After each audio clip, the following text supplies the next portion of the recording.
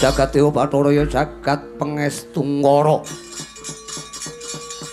Yewang sukma mangadine nuwe mugi mayungana panjenenganing sun.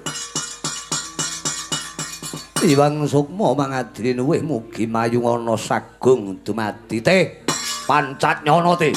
Kawula nok wonten timbalan ingkang adhawuh. Lan kowe Yaya Griwa wonten timbalan ingkang adhawuh Gusti. Uga kowe Digya Kalaswendra kawula non wonten timbalan ingkang adhawuh. Sadurunge sakwise nggonku ngandhari wigati kapara panjenenganing sun nyuwun gunging samudra pakesama luwih dhisik. Labet bebasan wiwit plethek ing surya nganti meh bedhug. Wiwit plethek ing surya nganti meh bedhug sira sowan marak ana ngarsaning sun.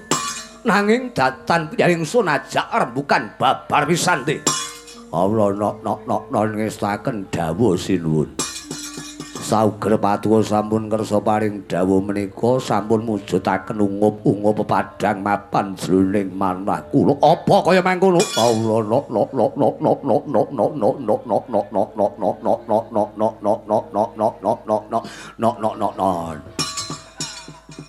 Kuwi kok keanok kowe iki. Ila tuwa niku nggih ngeten iki ajeng kula rem niku kaya angel. Mune kawula nok-non ngoten kok ilate kok munyer terus keder terus. Niki kawula nok. Aja kucek. Mboten menika kasunyatan wong tuwa niki kaya ngeten iki. Kula niku mangan cangge niku pun kaya bal-balan ning jero lambe niku ngiwa nengen. Ajeng kula klethak wong siung kula niku pun plethek kabeh. Piye, ajeng kados pundi sinune Pancatnyana? Ora ana kang tak rembug, ora ana kang tak gagas, ora ana kang sun penggalih. Ya mung kaparnyata pancen sing diarani negara Tradutresna utawa Surat Telenggene iki kegolong negara ingkang ayem tur ya ayom, ya. Kegolong negara ingkang ayem tur ya ayom. Kegolong negara ageng tur ya agung uga kena diarani negara ingkang subur makmur gemah ripah loh jinawi karta tur harsa. Ya mung wae yen to tak tamat-tamatke udakara wis ana 3,5 candra. 3 sasi setengah. Patarana salah sawijining wewengkon negara Tradutresna sing diarani ana ing Kadipaten Tunggarana. Ya kuwi Adipati Kahana. Ora katon sowan ana negara Tradutresna pinuju pendak dina Pasuwakan Agung. Ndak itung wis ana 3 candra setengah tegese 3 sasi punjul. Kahana wong Tunggarana ora sibuk. Mula tuwuh rasa ana jroning pitakon mapan penggalih ingsun. Engko aja-aja Adipati Kahana kena diarani ngiwa penggalih. Apa kowe ora krungu pawarta? Kapanya to miturut mbok bakul sinambi wara-wara sinambi lidah binindunging karna miturut para manggalaning sandi ingkang tak utus.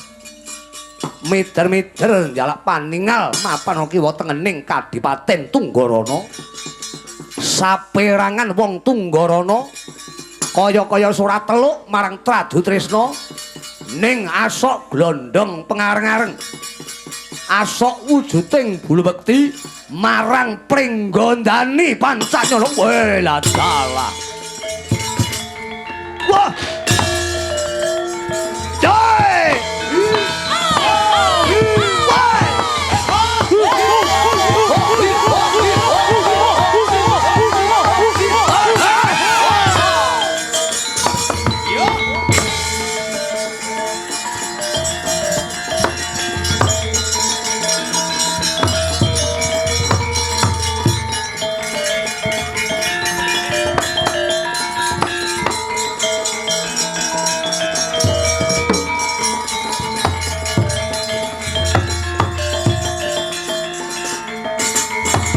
Yaksa pura rupa sedeng Narendra yaksa lelaku Kamal walyong ingkang gambira marang rangga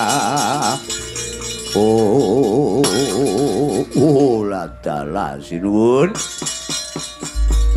yen to pancen sing diarani pekabaran ingkang paduka tampi palapuran saking manggaling sandi menika bener-bener estu kalamunta Adipati Kahana ingkang mapan wonten Tunggarana kok ngantos minger kiblate kok nganti ora teluk marang pepada paduka Ratu Traju Tresna malah malik paningali lah kok asok glondong pengareng-areng marang wong Pringgondani niki kriwikan dadi grojokan Wasan kaya dene wong Tunggarana kae gawe lelakon kaya dene mprit ingkang abebuntut bedhug wong Traju Tresna mboten badhe mendel kewala malah kepara nyata ampun ngantos paduka Gusti kula ingkang sinuwun ingkang tumandang gawe paduka cekap lenggah ingkang prayoga wonten ing Dampar Kencana Traju Tresna kapura dinten samangke kula ingkang badhe nitih priksa kula purukane wonten kadipaten utawa mapan ing Tunggarana kula panggihane Adipati Kahana yen to pakarti paduka menika to dawuh paduka menika sisip tegese kabar namung kabar kabur Kahana isih teluk dhateng paduka kula larakaken ing ngarsa paduka supaya sok bulu bekti glondong pengareng-areng ningga sok wangsulipun kula nyuwun purba wasesa yen nganti kabar nyata Adipati Kahana wong Tunggarana merang kampuh jingga balela maguguk makudha waton bundan tanpa ratu kula nyuniti palilah kula gagelake limpane wong Tunggarana wela dalah Pate Pancanyana dereken genderane wong Traju Tresna aja nganti langsat Tunggarana wani nyebal saka tatanan wis waken jawula